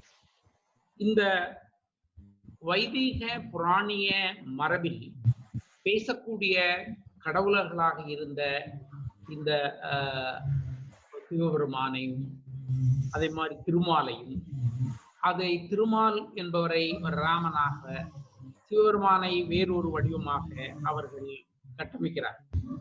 அதில் இருந்த முருகன் கந்தனாகிறார், சுப்பிரமணியனாகிறார், ஒற்றவை பார்வதியாகிறார், ருத்ரன் சிவபெருமானாகிறார். இப்படி ஒரு பிராமண மதம் என்று சொல்லக்கூடிய வைதீக மரபை அவர்கள் உருவாக்கி, அந்த மரபு பின்னர் 8ஆம் நூற்றாண்டு போல சங்கராச்சாரியார்களால் உருவாக்கப்பட்ட பிரம்மசூத்திரம், அத்வைத வேதாந்தம், பகவத்கீதை, இப்படியான வேதாந்தம், சித்தாந்தம் என்று சொல்லக்கூடிய வடிவங்களுக்குள் அது பயணித்து ஒரு மிக முக்கியமான ஒரு வைதீக மரபே நம்முடைய நிலத்தினுடைய மரபாக கட்டமைக்கக்கூடிய வாய்ப்பை நம் ஊரில் ஆட்சி செய்த அரசர்கள் செய்து விட்டார்கள். அது குறிப்பாக வட இந்திய பகுதியில் இருக்கக்கூடிய குப்த சாம்ராஜ்யம், கிஷ்க சாம்ராஜ்யம் என்று சொல்லக்கூடிய அந்த மரபுகளும் இந்த மரபுகளுக்கு ஆதரவாக இருந்தது. மௌரியர்கள் மட்டும் இதற்கு எதிரான ஒரு பௌத்த மரபை முன்னெடுத்தவர். மௌரிய மரபிலிருந்து நமக்கு பௌத்த சமண மரபுகள் உருவானது ஒரு பக்கம் இருந்தாலும், இந்த குப்தர்கள் இவர்கள் சார்ந்த மரபுகளில் இருந்து உருவான வைதிக மரபு சார்ந்த மரபுதான் நம்முடைய செல்வாக்குள்ள மரபாக உருவாகி, குறிப்பாக பல்லவர்கள் காலத்தில் முழுதாக இந்த வைதிக மரபை தங்களுடைய மரபாக அவர்கள் அங்கீகரித்துக் கொண்டார்கள். அவர்கள் சமஸ்கிருத மொழியை தங்களுடைய மொழி என்று அவர்கள் உறுதிப்படுத்தினார். அந்த மொழி சார்ந்தே தம்முடைய பண்பாட்டு நடவடிக்கைகள் எல்லாவற்றையும் அவர்கள் செய்ய தொடங்கினார். இப்பொழுது தமிழ் மொழி என்பது ஒரு அரச மொழியாகவோ, நிர்வாக மொழியாகவோ, அது சார்ந்த மொழியாகவோ இருப்பது என்பது ஒதுங்கப்பட்டு ஒரு வெறும் பாசுர மொழியாக, பக்தி மொழியாக, பாடல் பாடக்கூடிய மொழியாக மட்டுமே அது உருவாகி. அப்படி உருவான அந்த பாசுரங்கள், பாடல்கள், அது காரைக்காலமையாரிலிருந்து தொடங்கி திருமூலர் முடிய இந்த தேவார பாசுரங்கள் என்று சொல்லக்கூடிய இவற்றின் வடிவத்திலே ஒரு மிகப்பெரிய பாசுர இசை மரபுகளாக அவை உருவாக்கப்பட்டன. அப்படி உருவாக்கப்பட்ட அந்த இசை மரபு, அதற்குள் உருவான அரங்க மரபுகள், இவற்றில் நாம் முதலில் இசை மரபை எடுத்துக்கொண்டோம் என்று சொன்னால், சங்கத்தில் பேசப்பட்ட பண் மரபு, இந்த பாணர்கள் யாழின் மூலமாக உருவாக்கிய ஒரு பண்ணிசை என்று சொல்லக்கூடிய ஒரு மிக முக்கியமான தமிழ் மரபு என்பது இந்த பக்தி இலக்கிய மரபுகளின் ஊடாக ஒரு பாசுர மரபாக, பாடக்கூடிய மரபாக வந்துவிட்டது. இந்த இடத்தில் ஒரு மிக முக்கியமான விஷயங்களை நாம் புரிந்து கொள்ள வேண்டும். நம்முடைய குறுந்தொகை, நற்றிணை, இந்த மாதிரி இருக்கக்கூடிய பழைய எட்டுத்தொகை நூல்கள் எல்லாவற்றிலும் பேசக்கூடிய செய்திகள் என்பவை ஒரு மனிதர்களுடைய தன் உணர்ச்சி சார்ந்தவை. அத லிரிக்கல் என்று ஆங்கிலத்தில் சொல்வார். ஒரு ஆண், ஒரு பெண், இவர்களுடைய இருக்கக்கூடிய உறவு, இந்த உறவு சார்ந்து அவர்களுக்குள்ளே உருவாகக்கூடிய ஒரு இணை விளைவு, அதன் மூலமாக வரக்கூடிய ஒரு மறு உற்பத்தி, அந்த மறு உற்பத்தி சார்ந்து வரக்கூடிய அன்பு, காதல், உறவு, இதுதான் நம்முடைய லிரிக்கல் சங்க இலக்கிய பிரதி. இந்த பிரதிகள் லிரிக்கலாக சின்ன சின்ன கதைகளை போன்ற வடிவத்தில் குறுந்தொகையிலும், நற்றிணையிலும், பதிற்றுப்பத்திலும் இருந்தவை என்பவை பின்னர் நீண்ட நெடும் பாடல்களாக உருவாகின்றன. அதுதான் சிலப்பதிகாரம். அந்த நெடும் பாடல்கள் நெடுஞ்செய்யுள்களாக உருவாகின்றன. அதிலிருந்து பல காப்பியங்கள் உருவாகின்றன. உணர்வுகளாக பேசப்பட்டவை ஒரு நீண்ட புராணிய கதைகளாக உருவாகின்றன. இந்த கதைக்கும் புராணிய மரபில் உருவான கதை மரபு உறவு ஏற்படுகிறது. அதனால் பௌத்த சமண மரபில் உருவான அந்த நீண்ட நெடுந்தொடை காவிய மரபுகள் எல்லாம் நமது காவியங்களாக மாறுகின்றன. நமது தமிழில் அதுதான் சீவகசிந்தாமணி, ஐஞ்சிறுகாப்பியங்கள் என்று சொல்லுகிற மரபு எல்லாம் அதுதான். அதில் மிக முக்கியமான மரபாக கம்பன் வந்து இருக்கிறார். அதுக்கு பிறகு ஒரு விஷயம் வருகிறது, அது பற்றி நாம் பின்னாடி பேசலாம். ஆக இப்படி உருவாகக்கூடிய இந்த மரபுக்கும், இந்த நம்முடைய பிரதியில் இருக்கக்கூடிய இந்த மரபுக்கும், அந்த சொல் அந்த இசை மரபுக்கும் உருவாகக்கூடிய பன்னி மரபும், ஏனென்றால் அவர்கள் எல்லாம் வர்ணாசிரமத்தை நம்புகிறார்கள். தாங்கள் சத்திரியன் சூத்திரனை அடக்க வேண்டும் என்று நம்பினார்கள், நடைமுறைப்படுத்தினார்கள். அப்பொழுது சமஸ்கிருத மொழியை அவர்கள் வளர்த்தார்கள். இப்பொழுது கோயில்களுக்குள் பாடக்கூடிய பேசக்கூடிய மந்திர மொழியாகிய இருக்கக்கூடிய சமஸ்கிருதத்திலே இருந்துதான் இந்த கலை வரலாற்று மரபை அவர்கள் கட்டமைக்கிறார்கள். மாறாக நம்முடைய பன்னிசை பாசுர மரபில் வந்த மரபை பாடக்கூடிய ஒரு சிறு பிரிவினராக இருக்கக்கூடிய ஓதுவார்கள் என்று சொல்லக்கூடியவர்களை கோயிலினுடைய வெளி மண்டபத்தில் உட்கார்ந்து பாடப்படுகிறார்கள். அது சிவபெருமானுக்கு பிடிக்காது. அது விஷ்ணு திருமாலுக்கெல்லாம் அந்த நம்முடைய பாசுர பன்னிசை மரபு அவர்களுக்கு உடன்படாது என்பதனால் அவர்கள் அந்த அகநாழிகை அல்லது கருவறைக்குள்ளே அந்த இசை போகாது. அப்ப இந்த இந்த இந்த வைதீக கலை வரலாற்று மரபு நமக்குள் மிக ஆழமாக உருவாகி, இப்படி உருவாகிற இந்த மரபுக்கு அவர்கள் கர்நாடக சங்கீதம் என்ற ஒரு பெயரை கொடுக்கிறார்கள். இந்த பெயர் மிக முக்கியமாக எப்பொழுது கட்டமைக்கப்படுகிறது, அது ஒரு பெரிய சமூக அங்கீகாரமாக வளர்த்தெடுக்கப்படுகிறது என்று சொன்னால், அது குறிப்பாக விஜயநகர மன்னர்கள் காலத்திலும், அதை போல நாயக்கர்கள் மன்னர்கள் காலத்திலும், வெள்ளைக்காரர்கள் உள்ளே நுழைகிற அந்த காலத்தில், அதாவது 1250 பிற்கால சோழர்கள் பிற்கால பாண்டியர்கள் காலம் முடிந்து இந்த வேறு பல மன்னர்கள் உருவாகி, குறிப்பாக தெலுங்கு மொழியை ஆட்சி மொழியாக தாய்மொழியாக கொண்டவர்கள் இந்த மண்ணுக்குள் வருகிற பொழுது அந்த அரசு மரபு சார்ந்து முற்று முழுதாக இந்த கர்நாடக இசை மரபு என்பதை மேலெடுக்கிறார். இதில் இந்த பன்னிசை மரபை ஓதிக்கொண்டிருந்த ஓதுவார்கள், இதை சார்ந்தவர்கள், இவர்கள் எல்லாம் அவர்கள் உள்வாங்குகிறார்கள். அவர்கள் நாதாசுர கலைஞர்களாக இருக்கட்டும், இசை கலைஞர்களாக இருக்கட்டும், இவர்கள் எல்லாம் ஒரு கோயில் பணியாளர்களாக மாற்றப்படுகிறார்கள். இந்த கோயில் பணியாளர்கள் சார்ந்து அவர்களுக்கு பெயர் கொடுக்கப்படுகிறது. அது பிற்காலத்தில் இசை வேளாளர்கள் என்று அவர்களுக்கு ஒரு பெயர் கொடுக்கப்படுகிறது. அந்த மரம் சார்ந்து அந்த கலை வடிவம் ஒரு பக்கம் வளர்கிற பொழுது அது தொடர்ச்சியாக வளர்ந்து வளர்ந்து வளர்ந்து வந்து கர்நாடக சங்கீத மரபு என்பதுதான் ஒரு இந்த மண்ணின் மரபு என்பது அங்கிருக்கக்கூடிய ஆட்சி அதிகாரத்தால் அங்கீகரிக்கப்படுகிறது. அது அப்படி இருக்கு. இது ஒரு இசை வரலாறு. பிறகு இந்த கர்நாடக சங்கீத மரபு காலனிய காலத்திலும் 20ஆம் நூற்றாண்டிலும் எப்படி எதிர்கொள்ளப்பட்டது என்பதை நான் அப்புறம் சொல்லுகிறேன். இங்கே திருப்பி நான் அரங்க மரபுக்கு போகிறேன், நடன மரபுக்கும் போகிறேன்.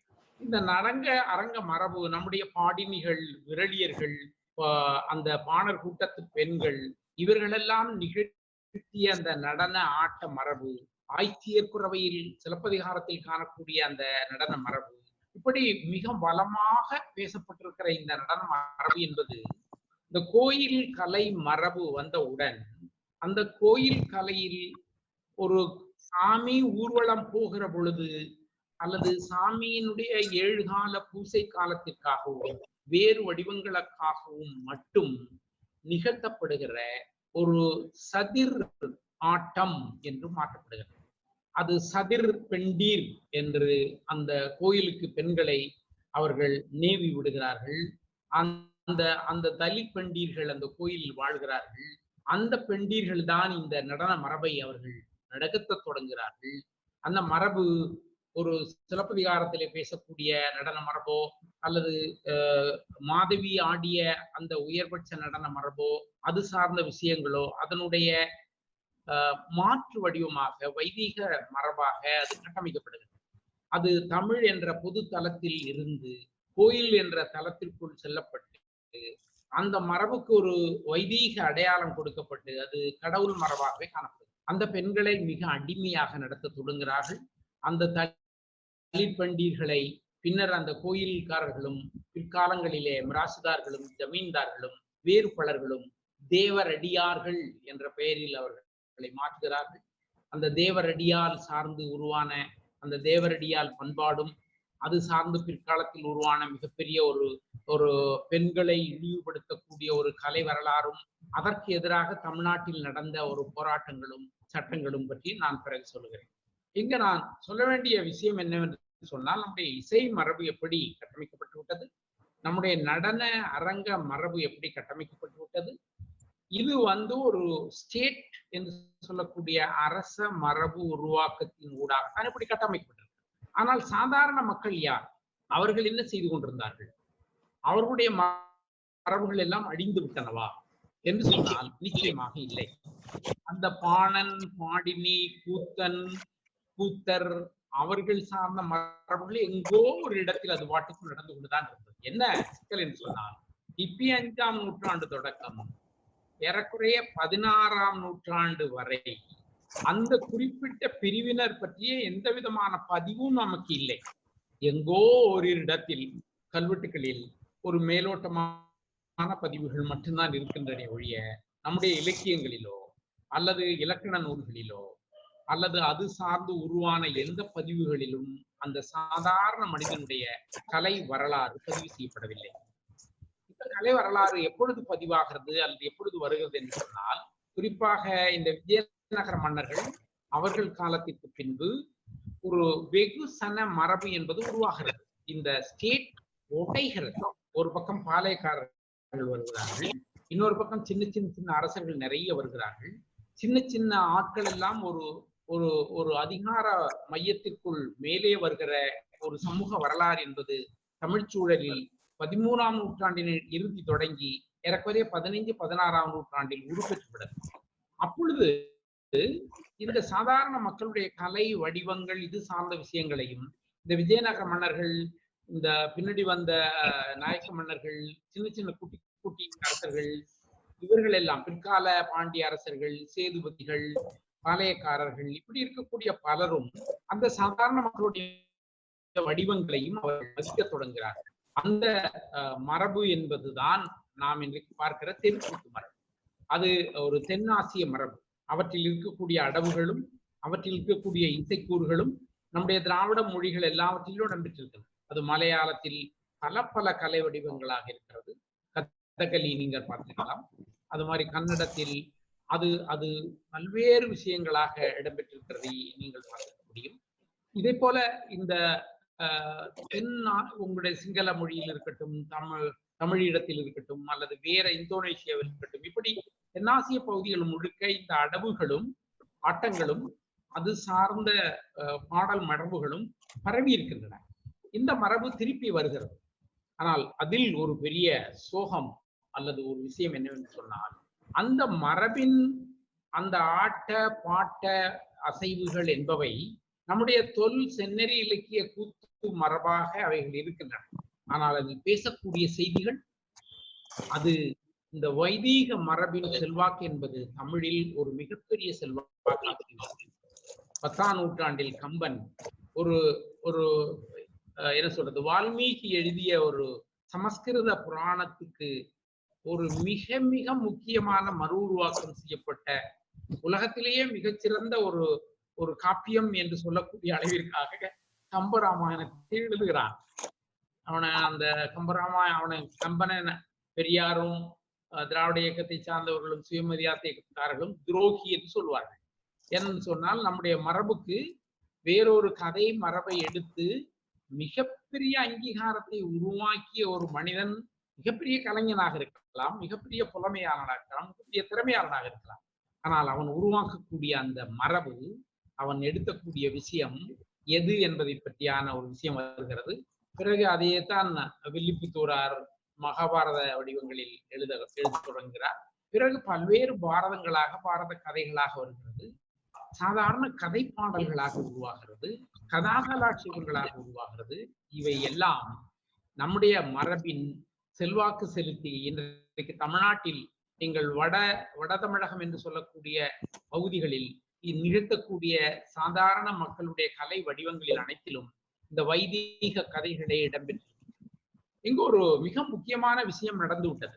என்னவென்று சொன்னால், சாதாரண அடிப்படையான மக்கள் இந்த மாதிரி வைதீக மரபுக்கெல்லாம் எந்த வகையிலும் செல்வாக்கு இல்லாத சாதாரண கிராமப்புற தெய்வங்களை வழிபட்டு நாட்டார் மரபுகளில் இருக்கக்கூடிய கலை வடிவ மரபுகளோடு வாழுகிற மக்கள் ஒரு பக்கம். பிறகு இந்த நாட்டார் கலை வடிவ மரபினுடைய உள்ளே இப்படி வைதீக கதை மரபுகளை எடுத்துக்கொண்டு அதை செயல்படுத்தக்கூடிய ஒரு கூட்டம், இதற்கு பிறகு வளர்ச்சி அடைந்த இலைட் என்று சொல்லக்கூடிய புலமைத்துவ மரபு சார்ந்த நிகழ்ச்சிகளை செய்யக்கூடிய ஒரு கலை வரலாறு என்பது வந்துவிட்டது. இப்போ இந்த வைதீகம் நம்முடைய கலை வரலாற்றில், இசை வரலாற்றிலும் இதை செய்துவிட்டது, நடன அரங்க வரலாற்றிலும் இதை உருவாக்கிவிட்டது. இந்த உருவாக்கம் என்பது நமது அங்கீகரிக்கப்பட்ட மரபாகவே நாம் பேசக்கூடிய ஒரு தன்மைக்கு ஆட்பட்டு விட்டோம். இந்த கலை வரலாறு சார்ந்த இந்த விஷயங்கள் எல்லாம் நமக்கு வெள்ளைக்காரர்கள் வருகையோடு அல்லது காலனிய சிந்தனை மரபுகளோடு பல்வேறு விதமான கேள்விகளுக்கு ஆட்படுத்தப்படுகிறது. இதில் சைவர்கள் மிக முக்கியமான பங்களிப்பு செய்கிறார்கள். ஏறக்குறைய சைவத்திற்குள் இந்த வைதீக மரபை எதிர்க்கக்கூடிய ஒரு பிரிவினரும், வைதீக மரபை தனதாக்கி கொண்டு ஏற்றுக்கொண்ட ஒரு பிரிவினரும் அது திருமூலர் காலத்திலிருந்தே இருக்கிற வரலாறு இருக்கிறது. அதில் செல்வாக்காக இருந்தவர்கள் இந்த வைதீக மரபை உள்வாங்கியவர்கள். 18ஆம் நூற்றாண்டில் இலக்கண கொத்து என்ற ஒரு இலக்கண நூலை எழுதின சாமிநாத தேசிகர் என்ற ஒருவர் இந்த வைதீக மரபை முற்றுமுழுதாக ஏற்கிறவராக இருக்கிறார். அவர் சிலப்பதிகாரத்தையும் தொல்காப்பியத்தையும் செந்நெறி இலக்கியங்களையும் திருக்குறளையும் படிப்பது என்பது மிக கேவலமானது. அது கடலில் இருக்கக்கூடிய ஒரு மீன், அங்கு பால் இருக்கிறது, அந்த பாலை குடிக்காமல் அது வேறு என்னவற்றையே குடித்து தொலைக்கிறது. நம் மரபில் இருக்கக்கூடிய என்ன சொல்ற திருமுறைகளையும் அது சார்ந்த விஷயங்களையும் நாம் பயிலாமல் இவற்றையெல்லாம் பயின்று நம்முடைய வாழ்நாளை வீழ்நாளாக்குகிறோம் என்று எழுதுகிறார் ஒரு சைவன். இந்த இலக்கண கொத்து என்ற அந்த இலக்கண நூல் 18ஆம் நூற்றாண்டின் இறுதியில் எழுதப்பட்ட அந்த நூலை 19ஆம் நூற்றாண்டில் 1864 நமது பெரியவர் ஆறுமுக நாவலர் பதிப்பித்து வெளிக்கொண்டு வந்தார் என்பதும் இந்த நேரத்தில் நீங்கள் உடன் தெரிந்து கொள்ள வேண்டிய ஒரு விஷயம். ஆனால் இந்த சைவ மரபு காலனிய மரபு உருவானதனால் ஆங்கிலம் படிக்க தொடங்கிய, காலனிய அறிவு வரலாற்றை புரிந்து கொள்ள தொடங்கிய மனோன்மணியம் சுந்தரம் பிள்ளை என்று சொல்லக்கூடிய சைவ அறிஞர்கள் காலத்தில் இந்த பழைய சைவர்கள் பேசக்கூடிய இந்த விஷயங்கள் தூக்கி எறியப்படுகின்றன. குறிப்பாக நம்முடைய செந்நெறி இலக்கியங்கள் அச்சிடப்படுகிறது, பதிவாகிறது. இதுவரை நமக்கு தெரியாத தொல்காப்பியம், சிலப்பதிகாரம், திருக்குறள், செந்நெறி இலக்கியங்கள் இவற்றையெல்லாம் 19ஆம் நூற்றாண்டின் இறுதி காலங்களில் நாம் வாசிக்க தொடங்குகிறோம். இப்பொழுது மனோன்மணியம் சுந்தரம் பிள்ளை போன்றவர்களாம் ஆரியம் போல் உலக வழக்கொடிந்து அழியா நின் சீர் இளமை திறன் வியந்து வாழ்த்துதுமே என்று வாழ்த்த தொடங்குகிறார். இந்த வாழ்த்து பாடலைத்தான் நாம் ஒரு தமிழ் வாழ்த்து பாடலாக வைத்துக் கொண்டிருக்கிறோம். நான் சொன்ன இந்த வரிகளை நீக்கிவிட்டு, ஆகையினாலே இப்படியான ஒரு மரபை இந்த மனோன்மணியம் சுந்தரம் பிள்ளை உருவாக்குகிறார். இது சார்ந்து சைவ எழுச்சி மரபு உருவாகிறது. இந்த சைவ எழுச்சிக்குள் மரமெலடிகள் போன்றவர்கள், திருவிக போன்றவர்கள், பின்னாடி வந்த காசு பிள்ளை போன்றவர்கள், பல அறிஞர்கள் உருவாகி இந்த இந்த நம்முடைய மரபை மறுபரிசீலனை செய்ய தொடங்குகிறார்கள். அதில் குறிப்பாக மனோன்மணியம் சுந்தரம் பிள்ளை தன்னுடைய மாணவர்களிடம் பேசும் பொழுது, நல்லாப்பிள்ளை என்று சொல்லக்கூடிய ஜேசி நல்லாப்பிள்ளை அவர்தான் பின்னாடி இந்த சித்தாந்த தீபிகை, தமிழ்நாட்டுக்குறி போன்ற பத்திரிகைகளை நடத்திய அந்த கூட்டத்தில் இருந்த மரமெலடிகள் அறிவு மரபை சார்ந்தவர். அவரிடம் சொல்லுகிறார், இந்த ராமாயண உள்ளுரை பொருள் என்ற ஒரு பொருளில் தென்னிந்திய சாதி உருவாக்கமும் ராமாயணமும் என்ற ஒரு கருத்தாக்கத்தை உருவாக்குகிறார். இந்த சைவர்கள் சொல்லுவது, இந்த ராமாயணம் தான் நம்முடைய வர்ணாசிரம ஜாதி மரபை எல்லாம் நமக்கு உருவாக்கி தந்தது. இந்த ராமாயணம் நமக்கு வராவிட்டிருந்தால் நமக்கு இந்த மரபு இல்லை என்பது போன்ற ஒரு தாக்கத்தை அவர்கள் கட்டமைக்கிறார்கள். இவைகள் எல்லாம் மிகச் சுவையான வரலாறு. இந்த இந்த இந்த மரபும் வரு தொடங்குகிறது. இதற்கு பிறகு 19ஆம் நூற்றாண்டில் நம்முடைய மொழி கூட்டம் பற்றியும், நம்முடைய தொல் மரபு பற்றியும், நம்முடைய அகழ்வாய்வுகள் மூலமாகவும் தமிழில் உருவான மிகப்பெரிய மறுமலர்ச்சியாக பல வடிவங்கள் உருவாகின்றன. அது நான் சொன்னதில் அதில் ஒன்றுதான் இந்த சைவ சித்தாந்த மரபாக உருவாகிறது. இந்த சைவ சித்தாந்த மரபின் இன்னொரு வடிவமாக திராவிட சிந்தனை மரபு என்று உருவாகிறது. இந்த திராவிட சிந்தனை மரபின் இன்னொரு வடிவமாக சுயமரியாதை இயக்கம் என்ற ஒரு மரபு உருவாகிறது. இந்த சுயமரியாதை இயக்கத்தை எங்களுடைய மூத்த கிழவன் பெரியார் உருவாக்கி தருகிறார் எங்களுக்கு. இந்த மரபுகளின் ஊடாக நம்முடைய வைதீக மரபு சார்ந்த கலை வரலாறு குறித்த ஒரு மறு உரையாடல் என்பது வர தொடங்குகிறது. அப்பொழுது இந்த நாட்டிய மரபு, அதாவது அவர்கள் என்ன செய்கிறார்கள் என்று சொன்னால், நமக்கு உருவான இந்த நாட்டிய மரபை அடிப்படையாக கொண்டு ஒரு மணிப்பிரவாள மொழியில் இங்கு ஒரு விஷயத்தை நீங்கள் புரிந்து கொள்ள வேண்டும். சமஸ்கிருத மொழி மிகப்பெரிய புலமையாளர்களால் பேசப்பட்டு எழுதப்பட்டு ஆராய்ச்சி செய்யப்பட்ட மொழியாக மிக அதிகமாக இருந்தது தென்னிந்திய பகுதியில் தான், குறிப்பாக தஞ்சாவூர், கும்பகோணம் போன்ற பகுதிகள். ஒரு ஆச்சரியப்படத்தக்க ஒரு தகவல், சமஸ்கிருத மகாபாரத ஓலைச்சுவடிகள் மிக அதிகமாக கண்டெடுக்கப்பட்ட இடம் நம்முடைய கும்பகோணமும் சரஸ்வதி மகா நூலகம் தஞ்சாவூர் தான். அப்போ இந்த மொழி என்பது ஒரு அரச மொழியாக செல்வாக்குள்ள மொழியாக இருந்ததனால், அந்த மொழி சார்ந்து பதிவு செய்யப்பட்டது என்பதனால், அந்த மொழியை எழுதுவதற்கென்று நம் தமிழர்கள் மிகப்பெரிய புத்திசாலிகள் தனியான ஒரு எழுத்து வடிவத்தை, கிரந்தத்தை உருவாக்கினார்கள். அதை நம்ம பசங்க வடமொழி எழுத்தும்பானு, அந்த ஷா ஷா ஜா அதெல்லாம் ஒன்றும் வடமொழி எழுத்துல, பச்சையான தமிழ் எழுத்துரு. அந்த ஒரு 20-24 எழுத்துருவை உருவாக்குறாங்க. ஏன்னா அந்த சமஸ்கிருத ஒளி குறிப்பை எழுதுவதற்கு தமிழில் எழுத்துருக்கள் இல்லை என்பதனால் இந்த எழுத்துருக்களை உருவாக்கி அதில் சமஸ்கிருதத்தை எழுதுகிறார்கள். அந்த இணைவு ரெண்டும் சேர்ந்துதான் மணிப்பிரவாளமாகியது. அது 9ஆம் நூற்றாண்டு தொடக்க 16ஆம் நூற்றாண்டு வரை அது தமிழ் மொழியையே உள்வாங்கியது. அதில் வைணவர்களுடைய பங்களிப்பு மிக கூடுதல். தமிழ் மணிப்பிரவாளத்தையே வைணவத்தில் மாற்றி தமிழ் என்றார்கள். இந்த மணிப்பிரவாளத்தினுடைய மிகப்பெரிய செல்வாக்கில் இருந்துதான் மலையாள மொழி உருவானது. இந்த மணிப்பிரவாளம் சார்ந்த செல்வாக்கில் இருந்துதான் இந்த தெலுங்கு மொழி, கன்னட மொழி போன்ற மொழிகள் ஒரு 7-8ஆம் நூற்றாண்டில் உருப்பெற்று 11-12ஆம் நூற்றாண்டில் அங்கீகாரம் பெற்ற மொழிகளாக உருவாகி வந்ததையும் பார்க்கிறோம். நம்முடைய வட்டெழுத்து மரபில் இருந்து உருவான எழுத்துருக்களைத்தான் அந்த மொழிகள் எடுத்துக்கொண்டது. அப்படி உருவாகிற இந்த வரம்பில் இவர்கள் என்ன செய்கிறார்கள் என்று சொன்னால், இந்த நாட்டிய சாஸ்திரம் பரதர் என்பவர் எழுதிய அந்த வடிவம் என்பது தமிழ் சூழலில் இருந்த நாட்டிய வடிவ விஷயங்களை சமஸ்கிருதத்தில் எழுதப்பட்ட வடிவம்தான். ஆனால் ஏதோ பரதர் என்று ஒரு ஆள் சமஸ்கிருதத்தில் பிறந்து வளர்ந்து அந்த நூலை எழுதினான் என்பது போன்றான ஒரு அரசியலை இப்பொழுது நடைமுறைப்படுத்துகிறார். அது ரொம்ப கேவலமான ஒரு நடைமுறை. இதில் தமிழ்நாட்டில் இருக்கக்கூடிய பார்ப்பனியம் மிகப்பெரிய செல்வாக்கை செலுத்துகிறது. பத்மாஸ்பரமணியம் அதற்கென ஒரு மூவ்மெண்ட் நடத்துகிறார். பரதருக்கு அந்த அம்மா ஒரு மிகப்பெரிய சிலை உருவாக்கி காஞ்சிபுரத்து பக்கத்திலே ஒரு பெரிய மண்டபத்தை கட்டி, இந்த மண்டபத்தில் அது பரதருடைய மண்டபம் என்று சொல்லி, அவர்தான் பரதநாட்டியத்தை உருவாக்கியவர் என்று சொல்லி ஒரு பெரிய அரசியல் நடக்கும். ஆனால் அது தமிழ் சூழலில் தமிழ் மரபை எப்படி தமிழ் இசை மரபை கர்நாடக இசை மரபாக கட்டமைத்தார்களோ, அதை போல நம்முடைய நாட்டிய மரபை சமஸ்கிருத மொழியில் பின்னர் ஆகமங்களில் கட்டமைக்கப்பட்ட ஒரு மரபுதான். அவர்கள் எழுதிய அபிநய தர்ப்பணம், பரத சங்கிரகம், பரத சித்தாந்தம்,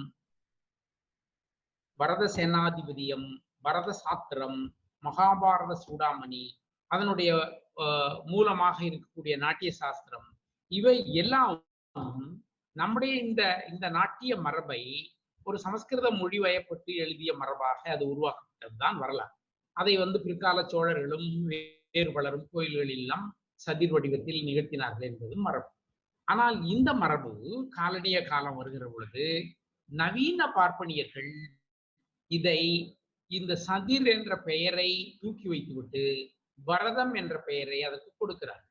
அதில் கிருஷ்ணய்யர் என்கிற ஒரு மிகப்பெரிய அதிகாரியாக இருந்த பார்ப்பனுடைய பங்களிப்பு முதன்மையானது. அதை தொடர்ந்து நம்ம கலாட்சேத்திரத்தை உருவாக்கிய அந்த அம்மையார், அந்த அம்மையார் சார்ந்த ருக்மணி தேவி அம்மையாருடைய பங்களிப்பு மிக மிக முக்கியமானது.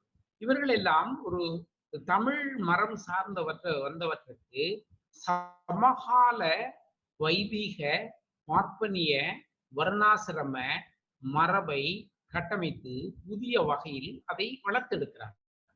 அது அங்கீகரிக்கப்பட்ட மரபாக இருக்கிறது. அது பரதநாட்டியம் ஆகிறது. பரதநாட்டியம் தமிழர்களுடைய கலை வடிவமாக உலகத்தில் உள்ளவன் பூரா சொல்றான். தமிழ்நாட்டில் எனக்கு தெரிந்து பார்ப்பனர்களை தவிர்த்து வேறு யாரும் அந்த நாட்டியத்தை ஆடுவதோ பயிற்சி கொள்வதோ இல்லை. உங்கள் ஊரில் கொஞ்சம் வேறுபட்டு வெள்ளாளர்களும் அதில் ஈடுபாடாக இருப்பது என்று எனக்கு தெரியும். இது இந்த வர்ணாசிரம தர்மத்திற்குள் பார்ப்பனர்களுக்கும் வெள்ளாளையர்களுக்கும் இருக்கக்கூடிய உறவை இந்த கலை வரலாற்றுக்குள் நீங்கள் புரிந்து கொள்ளலாம் என்று நான் நினைக்கிறேன். இது ஒரு ஆள் தவறாக கூட இருக்கலாம். இது உங்க ஊர் விஷயம், இதில் நான் ரொம்ப தலையிட முடியாது. ஆனால் இந்த பின்புலத்தோடு இந்த மரபை உருவாக்கி அது சார்ந்த விஷயங்களை இவர்கள் செய்கிறார். இந்த மரபை பின்னர் இந்த நவீன மரபு உருவாகி காலனி அறிவின் மூலமாக திராவிட சுயமரியாதை இயக்க மரபுகளின் மூலமாக உருவாகிற பொழுது இதில் இருக்கக்கூடிய இந்த வர்ணாசிரமம் ஏன் ஒரு கேள்வியை கேட்கிறேன். ஏன் இந்த பரதநாட்டியத்தை பாப்பான்கள் மட்டும் ஆடுறானுங்க, பாப்பான் மட்டும் படிக்கிறாங்க, பாப்பா வீட்டு பிள்ளைங்கள் மட்டும் எதுக்காக படிக்குது, எந்த சூத்திரனாலும் அதை படிக்கிறானா, ஏன் படிக்க முடியாம போச்சு?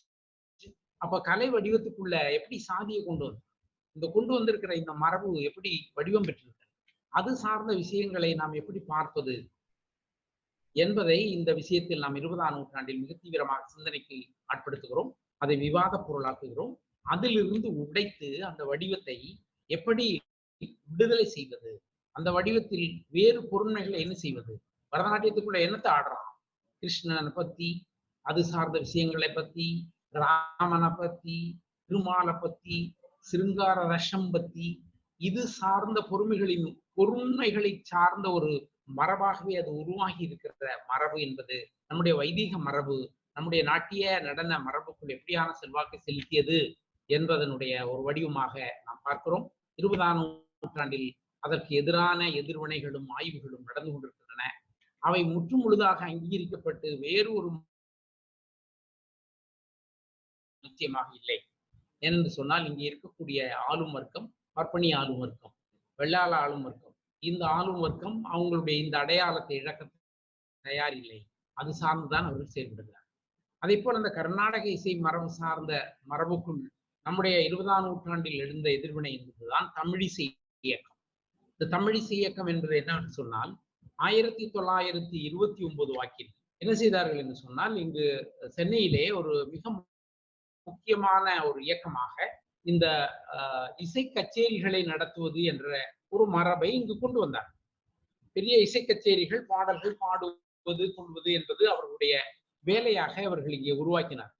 அப்பொழுது இந்த தெலுங்கர்கள் எல்லோரும் சேர்ந்து ஒரு இன்றைக்கு மியூசிக் அகாடமி, சென்னையினுடைய மிகப்பெரிய அடையாளமாக இந்த மயிலாப்பூரில் இருக்கக்கூடிய மியூசிக் அகாடமி என்ற ஒரு அமைப்பில் இந்த இசை கச்சேரிகளை நடத்துகிற பொழுது அதில் தமிழ் பாட்டுக்களை பாடக்கூடாது என்று சொன்னார்.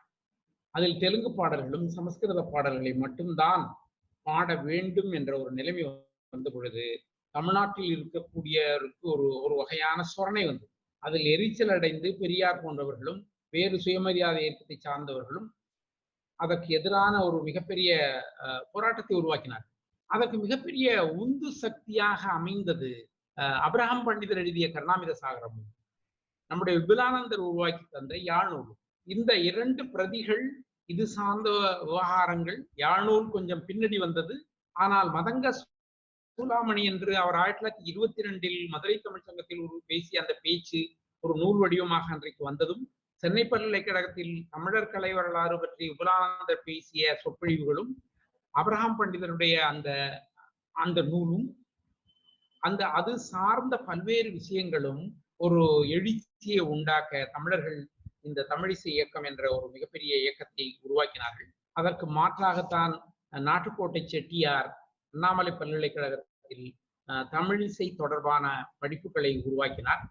அதோடு இல்லாமல் மதுரையில் மிகப்பெரிய இந்த சென்னையில் கட்டப்பட்டிருக்கிற இந்த மியூசிக் அகாடமியினுடைய வடிவத்திலேயே அங்கு ஒரு பெரிய மண்டபத்தை கட்டினார்.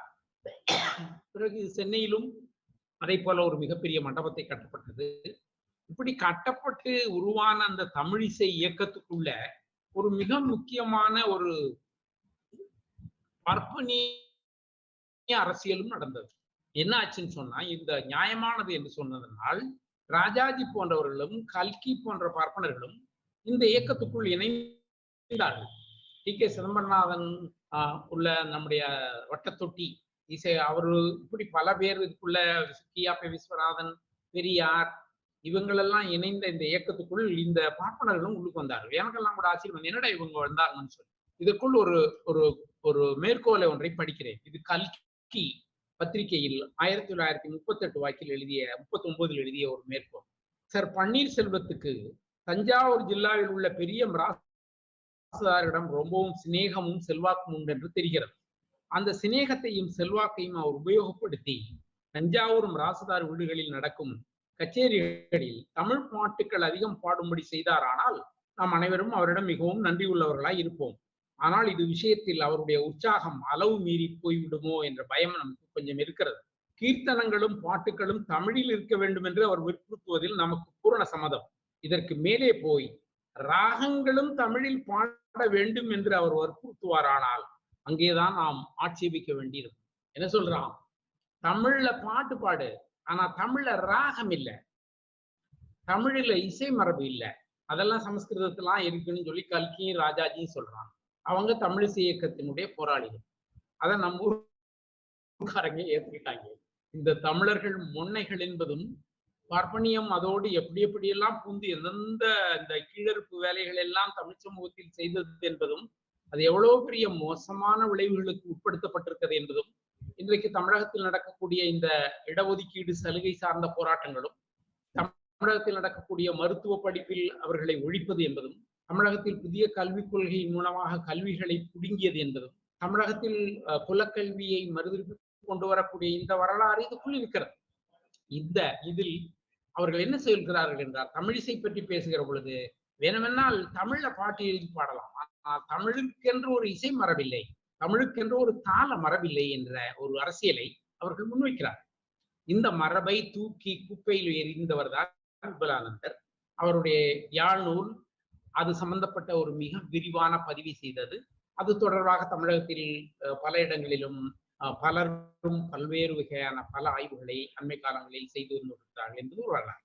ஆகவே இந்த வைதீகம் என்பது ஒரு நாட்டிய மரபில் பரதநாட்டியத்தின் வடிவாக செய்த அந்த செயல்பாடும், இசையில் கர்நாடக சங்கீதம் என்று சொல்லக்கூடிய இந்த மரபின் ஊடாக செய்த செயல்பாடு, ஒரு இலக்கிய மரபுகளில் ராமாயணம் மகாபாரதம் போன்ற இந்த பிரதிகளை முதன்மைப்படுத்திய ஒரு செயல்பாடு, இவற்றுக்கு எதிராக எங்கள் ஊரின் கிழவன் தாடிக்கிழவன் ராமாயணத்தை கொளுத்திய மரபு, அதை போல குலக்கல்விக்கு எதிராக கொளுத்திய மரபு, மனு தர்ம அரசியல் நீதியான சட்டத்தை, இந்திய சட்டத்தை எரித்த மரபு, இந்த இந்தி எதிர்ப்பு என்ற மரபு, இது எல்லாம் ஒரு தமிழ் சமூகத்தின் உள்ளார்ந்த வைதீக மரபு சார்ந்தவையாகவே இருக்கின்றன. பெரியார் தன்னுடைய வாழ்நாளில் மிக அதிகமாக நடத்திய போராட்டங்களில் ஒன்று ராமாயணத்துக்கு எதிரான போராட்டம். இந்த ராமாயணத்தை கொளுத்துவேன் என்று அவர் சொன்ன பொழுது அதற்கு ஒரு தமிழ்நாட்டில் மிகப்பெரிய விவாத பட்டிமன்றம் நடந்தது.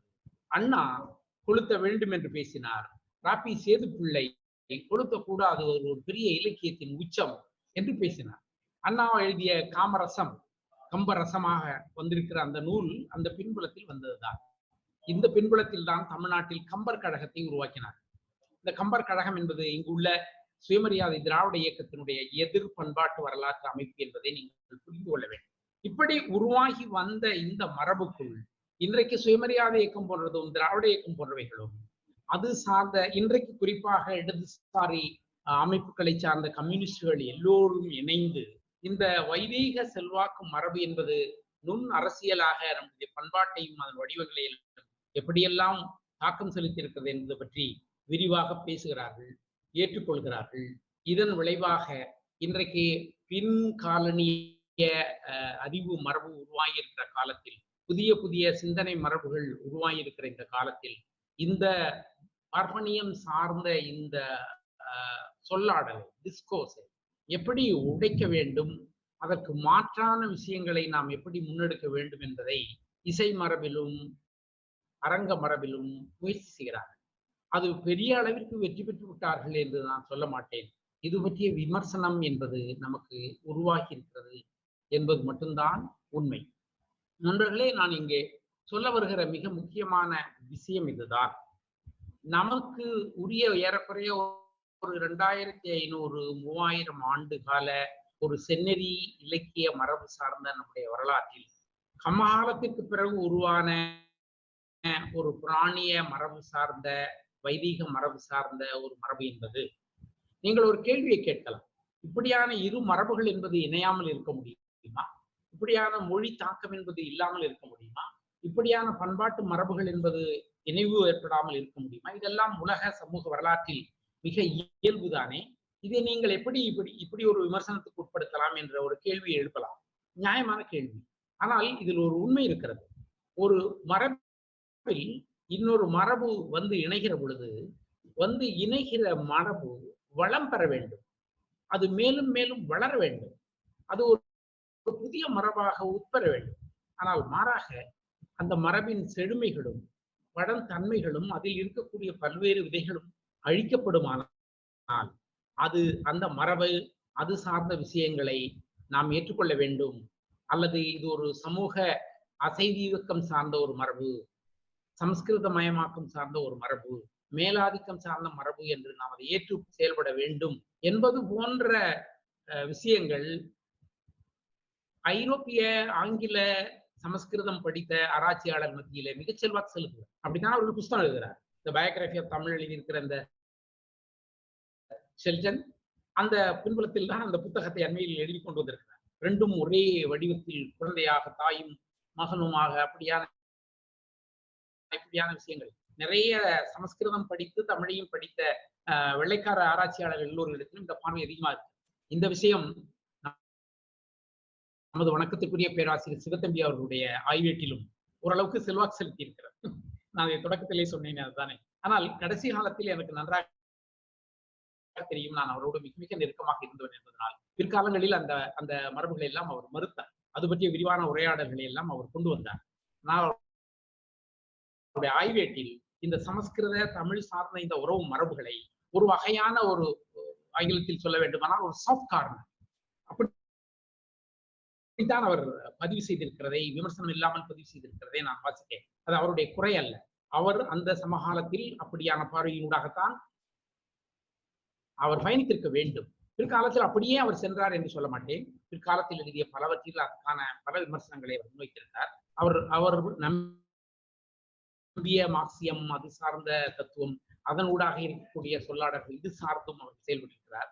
இன்றைக்கு நாம் ஒரு மார்க்சிய தத்துவம் சார்ந்து, சொல்லாடல் சார்ந்து ஒரு சமூகத்தினுடைய பண்பாட்டு வரலாற்றை பார்க்கிற பொழுது ஒரு சாதிய ஆதிக்கம், வர்ணாசிரம ஆதிக்கம், கலை ஆதிக்கமாக உருவாகி வந்திருக்கிற அந்த அந்த தத்துவ மரபை, அந்த டயலக்டிக்ஸை, அந்த இயங்கியலை நாம் எப்படி மறுக்க முடியும்? அந்த இயங்கியலுக்கு எதிராக உருவாகி இருக்கிற இந்த பார்ப்பனிய பிராமண மத, இந்து மத, இந்துத்துவ இந்த கோட்பாடுகள் என்று சொல்லக்கூடிய தன்மைகள் என்பவை இந்திய மண்ணில் மிகப்பெரிய பாசிசமாக, விஷமாக வளர்ந்து கொண்டிருக்கிறது, நடைமுறைப்படுத்தப்பட்டிருக்கிறது. இந்த பின்புலத்தில் தமிழர்களாகிய நாம் இந்த விஷம், இதனுடைய பின்புலம், இதனுடைய தொடக்க காலம் தொடங்கிய இன்றைய வரலாறு வரை புரிந்து கொள்ளக்கூடியவர்களாக, அது குறித்த உரையாடல்களுக்குள் ஈடுபடக்கூடியவர்களாக இருக்க வேண்டும் என்பதற்காகத்தான் இந்த வைதீக மரபும், தமிழர்களுடைய தமிழ் மண்ணில் இருந்த கலை மரபும், அதில் குறிப்பாக நடன மரபும், இசை மரபும் எப்படி எல்லாம் எதிர்கொள்ளப்பட்டு எப்படி எல்லாம் இன்றைக்கு இருக்கிறது, இதற்கான மாற்று குறித்து நாம் என்ன செய்திருக்கிறோம். அந்த வகையில் நாம் சந்தோஷமாக சொல்வதற்கு மாற்று பெரிதாக செய்தோம் என்று சொல்ல முடியாது. ஆனால் மாற்று செய்யக்கூடிய வடிவத்தில் செயல்படுகிறார், அதில் ஒன்றும் சந்தேகம் இல்லை. இந்த பின் வரக்கூடிய இந்த நவீன அறிவாளிகள் கூட்டத்தில், பின்காலனிய மரபில் உருவாக கூட்டத்தில், இந்த இலைட்டிசம் என்று சொல்லக்கூடிய மரபில் இந்த தொல்பழம் வரலாறு மரபுகளை ஏற்றுக்கொள்ளாதவர்கள் அல்லது பார்ப்பனிய சிந்தனை மரபுகளை நவீன சிந்தனை மரபுகளாக கொடுப்பவர்கள் மிக அதிகமாக இருக்கிறார். இந்த மாற்று மரபுகளை கொடுக்கக்கூடியவர்கள் என்பவர்கள் மிக மிக குறைவு. அந்த சிந்தனை மரபுகள் சார்ந்த தன்மைகள் என்பவை எதிர்காலத்தில் உருவாகக்கூடிய சூழல் இருக்கிறது. இந்த பின்புலத்தில் ஒரு தமிழ் சமூகத்தின் வரலாற்றில் வைதீகம் தமிழர் கலை வரலாறு என்பதை நாம் புரிந்து கொள்ள வேண்டும் என்று கூறிக்கொண்டு முடித்துக் கொள்கிறேன். நன்றி, வணக்கம்.